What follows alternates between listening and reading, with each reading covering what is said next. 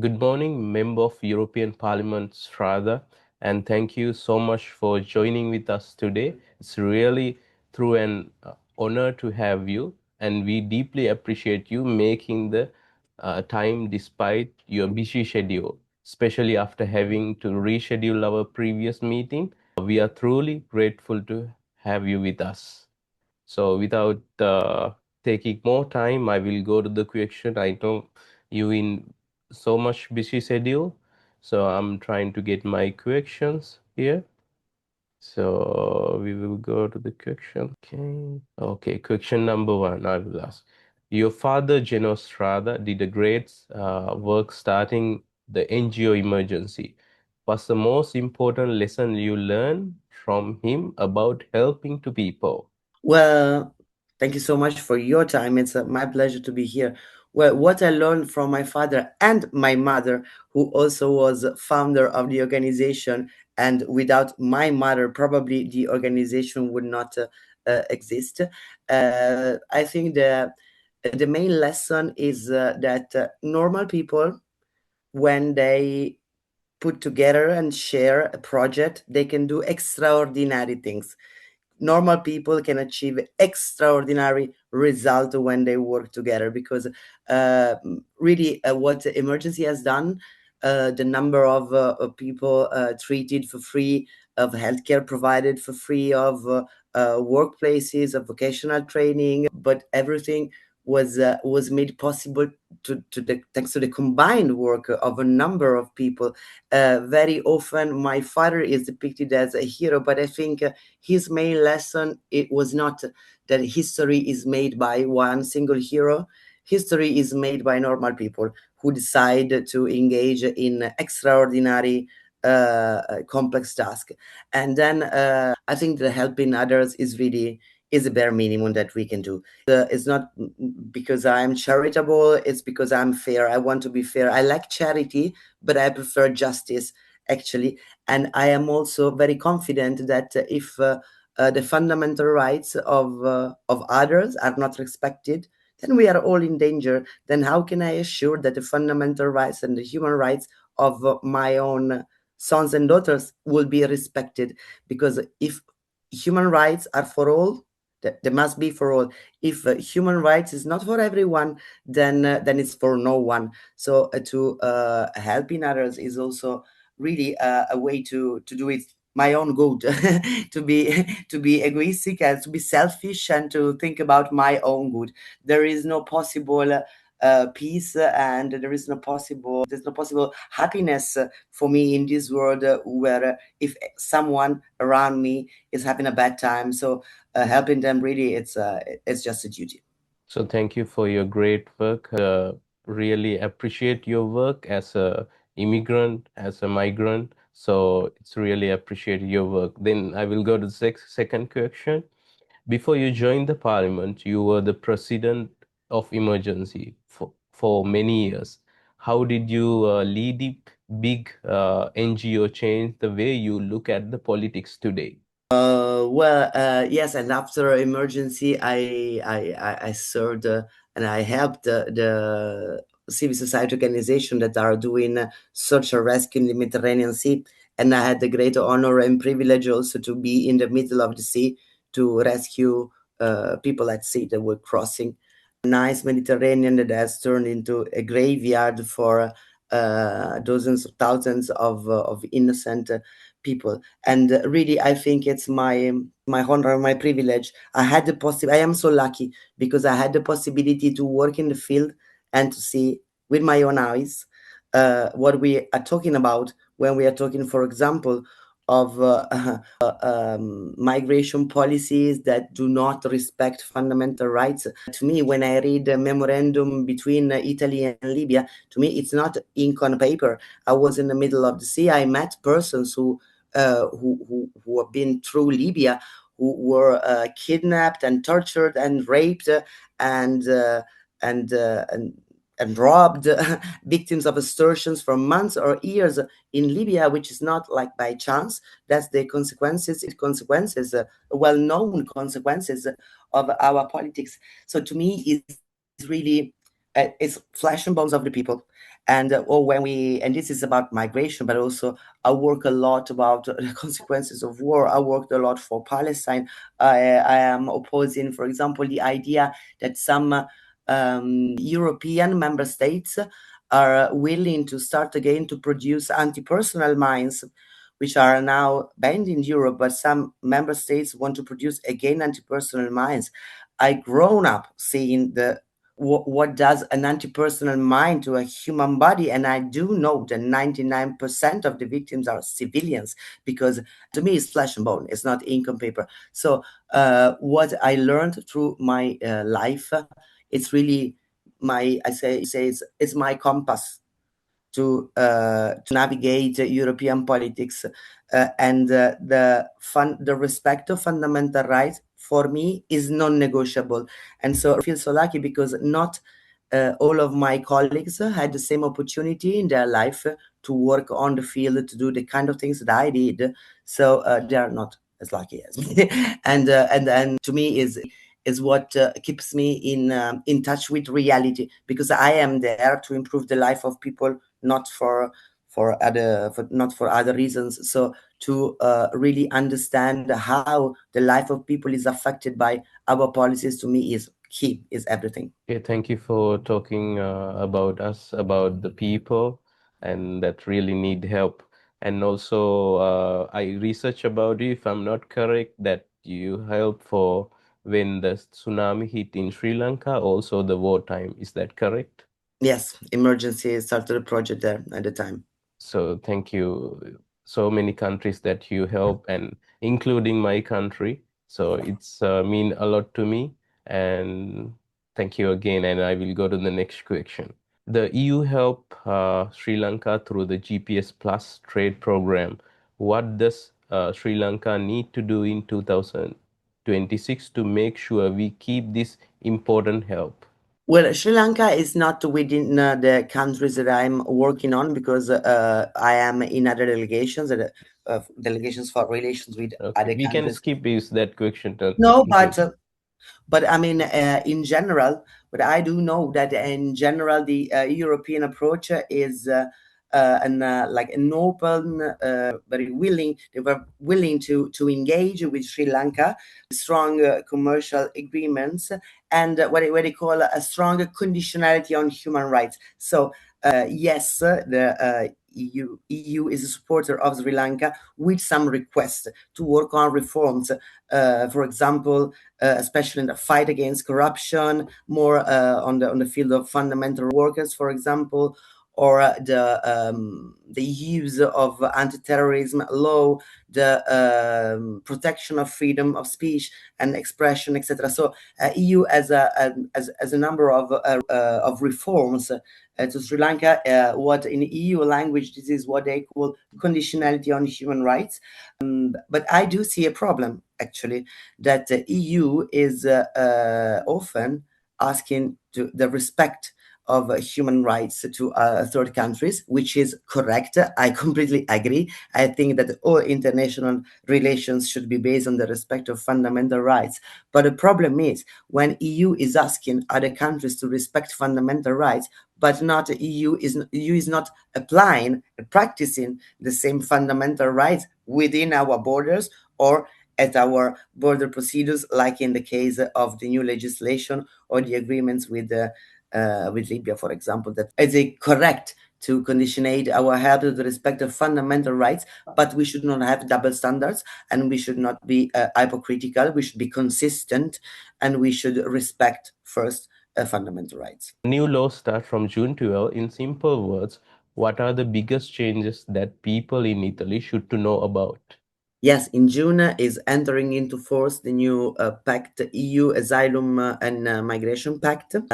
We as the members of parliament, like me, that work on fundamental rights and migration, are very concerned also because the implementation pact, the rules, the implementation law will turn these European rules into reality for Italy.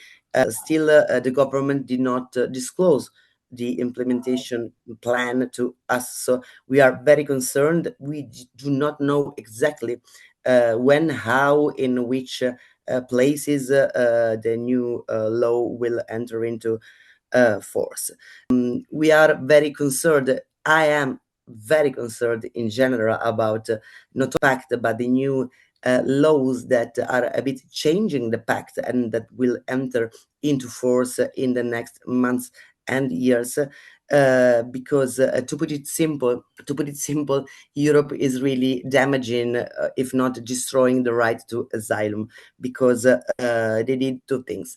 First of all, they created a European list of safe country of origins, and citizens that arrive from these countries will have much less guarantees when they ask for asylum. If you arrive to Italy asking for protection and you come from a country that is on this list, it will be much more easy to send you back to the country that you are running away from, this, with really much less guarantees. And what are those countries considered safe? For example, Egypt, Tunisia, Colombia, yeah, and countries that are clearly not safe for the citizens. And we do know, according to the same indications by the European Union Asylum Agency, that are of course not safe for their own citizens. This is one problem. The new concept of the new introduction of safe third country. While with the idea of a safe country of origin, this means that you enter, you, like, how can I say, you examine one single request, but without the same guarantees you had before, because coming from a safe country, okay, let's send him back. While with the safe third country idea, you will be not even examining one's application, but people coming to the doors of Europe asking for protection could be sent to a third country, and this third country will examine their asylum request. What are these countries? No one knows. It will be country with which member states will have an agreement. So here you do not even examine the individual case. You say, okay, you may be as well entitled to protection. Maybe you are, yes, maybe you are right. You are not here. Will send you in a third country, will process your asylum request. Of course, what are the guarantees that the fundamental rights of these persons will be respected there? No guarantees. Who were not us, because it's there, it's not under the jurisdiction of the European Union. What will happen to these people if their request is accepted? Will they have the services that they need as refugees? And then if it's rejected, they will be sent where? So it's destroying the right to asylum factor. And then will be also the return regulation, which is not entering into force right now, but it's in the final stage of the process. And return regulation is about returning persons that are already in Europe without a permit, residence permit. And again, rules very irrespective of fundamental rights, because the law will allow persons that are without a valid visa, valid permit, to be held in jail, even if they are completely innocent. They did not ever make a single mistake. They could be put in jail. So only for Even not having a visa, they can be put in a jail. administrative detentions until you are returned to your country or to a third country. So, and this is, I think, this is very dangerous. May really, it's not the violation of the fundamental rights of someone that maybe lost a permit in Italy because he lost his, but I mean, is here since years as a community ties here, family ties here, etc. But really it undermines our social cohesion, because it will increase, of course, fear and anxiety amongst the population that will be afraid of these new rules. And when I am afraid, what I do of an injustice, of being no, with an injustice, what would I do? Maybe I would hide. I would try to hide, and to hide is the contrary of security. To hide is when people hide is the contrary of security, is the contrary of cohesion, is the contrary of integration. So if the declared goal of the European Union and European governments is to have more securities in our communities, how can we achieve security? With the law, with regularization, not returning people to somewhere, and not with really dramatic laws that allow innocent families to be put in detention. We will achieve security through the law, justice, security of fundamental rights, and integration. So, what I think we should do, facing this European trend of securitization, of building fear of the other, to divide our communities into Italians versus foreigners, etc., or the real refugees against the economic migrants, or etc., no? Or good migrants against the ones who do not deserve any right. I think really we need to confront this, staying together. Civil society organizations, citizens need to stay together. Call us politicians, let's sit together, let's work together to foster cohesion and integration and mutual help at a community level, because this is the way, I think, to do something good for our communities, while laws or governments want to divide us. And in Latin, they said divide et impera. That means divide and conquer. We need to stay united, united to foster our peace, and Okay, when we can see the laws of the Italian system after the June 12? they're just discussing in these days.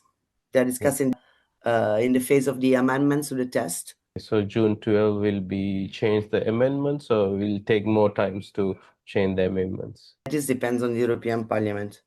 No, will be before, but I mean the time frame of now the amendments to the text is on the is in the Italian Parliament, not in the European Parliament. Okay. So I'm not sure about the Okay. timings, but I think these days they are discussing. I So just had a meeting yesterday. They were discussing. They were collecting all inputs also from civil society and organization to better try to amend the text of the Italian law. So Okay. it's in the discussion process. In discussion process, going to change some laws after maybe June 12 or before June 12. Is that correct? The European laws need to be translated into Italian law with a normal procedure, lawmaking procedure. Okay. That it's on the final stages at the Italian Parliament. Okay. In these days. Okay. I don't know the final date of the Okay. So of it's the in vote of the final amendment stage. to the text, that we'll have a discussion in the chamber and they will vote the amendments, and maybe the opposition will not be able to change anything inside the text. But yes, it's within the EU pact. That will be the legal umbrella under which the Italian law is written, but they are in the final steps of the amendments of the text and the Okay. discussion. So still people no need to worry much about it because still not yet rules. I think that people should always be worried about the possible erosion of their fundamental rights. And this applies, of course, to the persons with migratory background and also Italians. Everyone should be concerned when we clearly see there is a general trend of erosion of fundamental rights and the creation of enemies. So, from a strictly legal point of view, anyone who doesn't have a defined situation, I think they should they should ask for a proper legal advice. This for sure. I think it's important because it will be difficult also for the Italian administration to implement the new rules. Then we know what is on paper and we are not sure about what will happen in reality. For example, the four normal procedures that are time frames that are feasible, or maybe there is not enough capacity to stay within the time frame. So the law is one thing. The application, in reality, what will this practically thing mean for people? We need to see for sure. The trend is worrying. So I think that those who do not have a defined situation would better ask for competent legal advice, and there are places and spaces that offer free of charge specialized legal advice, not a service, but also sponsored by the municipality, official ways to have free of charge legal advice for one situation, and on a case by case legal advice could be best. So everyone should be worried. No, not everyone should be. Yes, everyone should be worried, because when fundamental rights are at risk, anyone should be worried. Should a specific person be worried? Depends on the, of course, and the situation. In general, I think that is always best to get in contact with those places. And if I mention, in Milan, in my home cities, we have the Milano Welcome Center, where anyone can present without an appointment. Anyone can go there and for a specific need related to documents, or related to any kind of problem that can arise in daily life, from family reunification to housing needs to language needs, learning, language integration problems, and receive an advice, specific, competent, free of charge. This is really one way to protect ourselves, not only when bad laws are at the horizon, but it's always, I think, a good advice. So, and I suggest that, especially in view of the new horizons, I suggest that we are building networks amongst organizations, individuals, civil society, and municipalities, where they are working, really working on providing services and integration services, because we need to really stick together. That's the I think the smartest way that a society can protect itself. And about the mention of Milano Welcome Center, that one doing a great service for the community. And it's I saw on my eyes, we did the video with them and informing our community also. They're doing a great work. Thank you for that, for everyone who worked there, for helping to the community.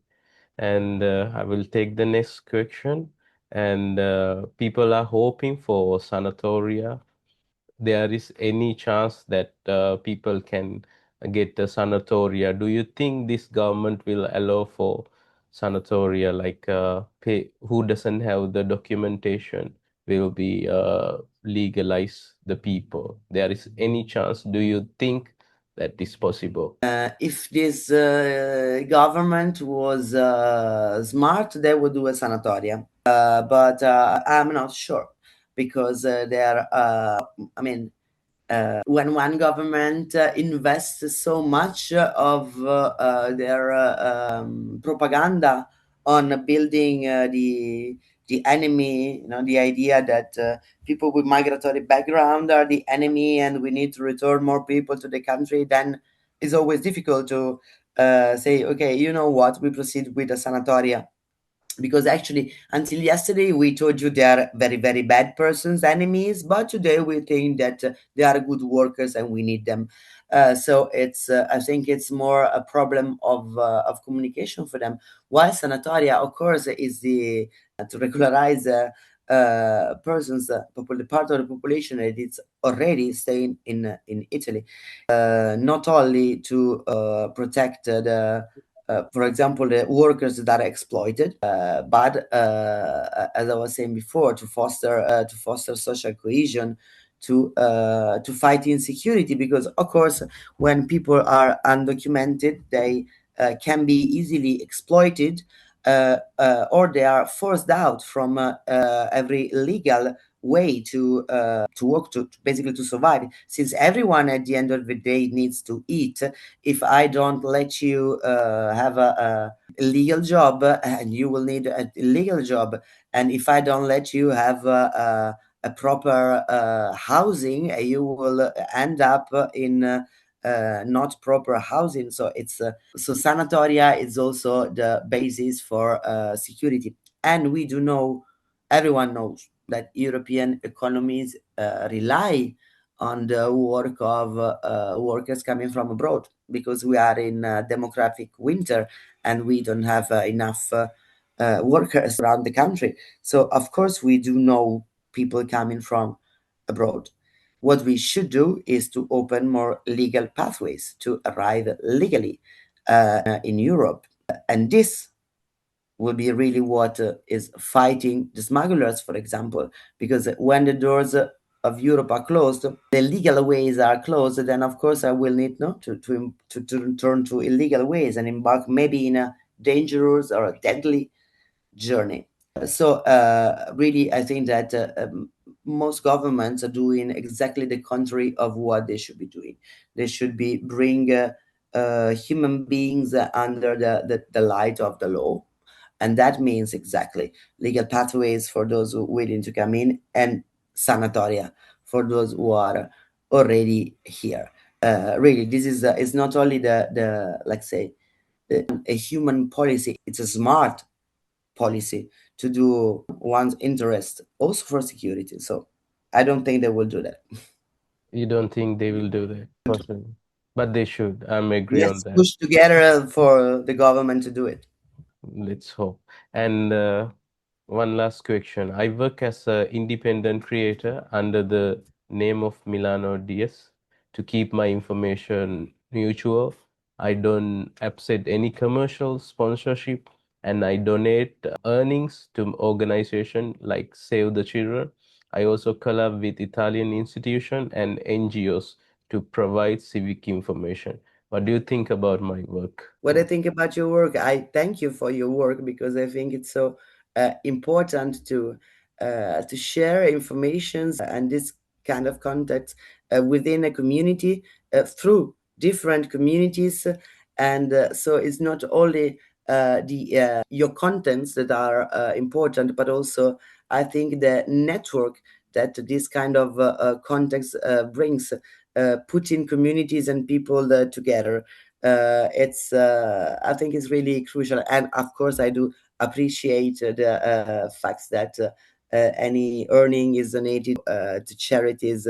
And so this is really a nice plus, that by the way shows what your real commitment is. You're not doing this for money, you are doing this because you believe it's worth doing. And I do agree, it's completely worth doing. And by the way, even the last days, I was speaking with persons in Milan that discovered an important service like the Milano Welcome Center thanks to your job. So, what do you think? Do you like the idea of actually changing the life of people? Because that's what you're doing.